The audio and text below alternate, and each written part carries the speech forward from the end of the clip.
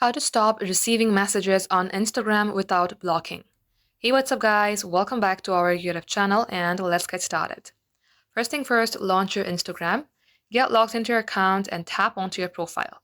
Once done, you will see a page like this. Here you have to tap on the three-bar icon on your top page. Scroll below until you see messages and story replies. Open that. Under how people can reach you, you will see message requests. Open it, and under who can send you message request, tap on the first button and tap on don't receive requests. Tap update settings, come back, and you can do the same for your other people as well, like others on Instagram, don't receive requests.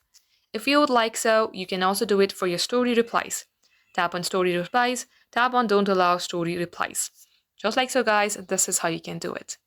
Thank you all for watching. We will catch you up in our next upload.